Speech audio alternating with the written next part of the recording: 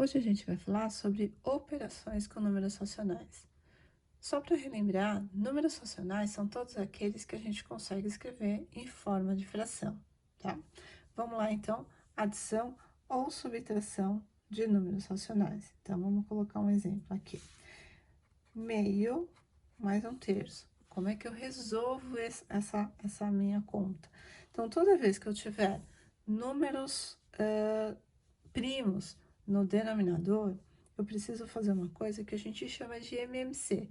Então, o que é MMC? É achar um número em comum, um múltiplo comum entre 2 e 3. Então, um múltiplo em comum entre 2 e 3 é o 6. O que eu vou fazer com esse múltiplo? Então, eu vou fazer uma coisa que eu chamo de regra da roda gigante.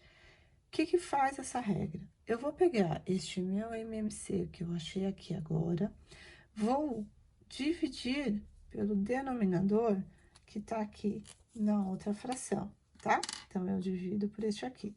Então, eu vou fazer 6 dividido por 2 dá 3. Esse resultado que eu obtive, eu vou pegar e multiplicar pelo número de cima. Então, 6 dividido por 2 dá 3. 3 vezes 1, 3. Aí, o que eu vou fazer com o sinal? Então, o sinal que tiver aqui no meio, eu vou copiá-lo aqui no meio da minha conta. E aí, eu faço o mesmo processo com a minha outra fração. Então, eu venho 6 dividido por 3, 2. 2 vezes 1, 2. E depois, é só fazer a continha aqui, né? 3 mais 2, 5. E esse denominador eu copio. E aí, acabou o nosso exercício. Se por acaso o meu denominador for um número que seja múltiplo um do outro, então toda vez que eles forem múltiplos, o que eu faço? Eu copio o maior deles, tá? E repito o processo. Então, o número que eu achei aqui, vou dividir pelo de baixo, então 4 dividido por 2, 2, e esse resultado multiplica pelo de cima. Então, aqui vai dar 2.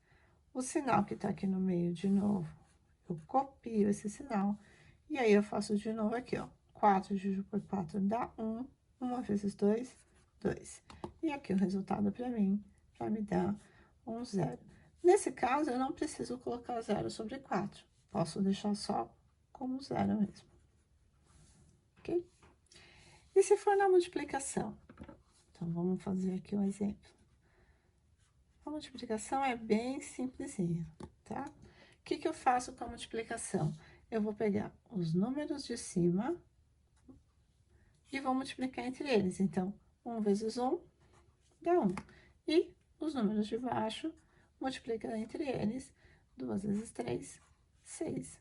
Prontinho, acabou a minha continha. Só isso. Se tiver alguma coisa como esse exemplo que a gente fez aqui, ó, dá pra gente fazer uma coisa mais rapidinho. O que é isso? Fazer aquela regra do cancelamento que a gente já tinha visto. Isso eu só posso fazer quando eu tiver multiplicações e divisões, tá? E aí, eu faço o quê? O número de cima, eu posso cancelar com esse número de baixo. E aí, eu copio só o que sobrou. Em cima sobrou o número 1, embaixo sobrou o número 4. Pronto. A minha divisão começa a complicar um pouquinho, mas nada que seja um bicho de 7 cabeças. A divisão pode ser representada de duas formas, ela pode aparecer de dois jeitos. Ou assim, com o símbolo de divisão, ou escrita desse jeito, tá? Em ambas as formas, significa a mesma coisa, né? O jeito de fazer é o mesmo, ele só tá representado de uma forma diferente. Então, qual é a regra da divisão? Eu vou pegar a primeira fração e vou copiar a primeira fração. Essa operação que tá aqui no meio, que é a divisão, eu vou inverter e vou colocar uma multiplicação. Quando eu inverto essa operação, eu preciso também inverter a minha segunda fração. Então, ela era 1 sobre 3, se eu inverter, vai ficar 3 sobre 1. E aí, caiu a mesma regra da multiplicação. Então, vou fazer a mesma regra. multiplico de cima com de cima e o número de baixo com o número de baixo. Prontinho. E se tiver representado dessa forma? Mesma coisa, né? Vou copiar a fração de cima. Então, copio a fração de cima e multiplico pela inversa da fração de baixo. Então, se tá 1 sobre 3, o inverso fica 3 sobre 1. E aí, aplica a regra de novo da multiplicação. Em cima com o número de cima e o número de baixo com o número de baixo. Prontinho. Falta pra gente terminar potenciação e radiciação. A potenciação, a gente tem uma curiosidade. Então, vamos supor que eu tenha o número 3 meses aqui. E ele esteja elevado para um número negativo. O que vai acontecer quando eu tiver o meu expoente negativo? Não tem como eu fazer o exercício com o expoente negativo, então eu preciso ajustá-lo. Como é que eu ajusto esse número? Então, este meu negativo está representando que eu preciso inverter o número de dentro.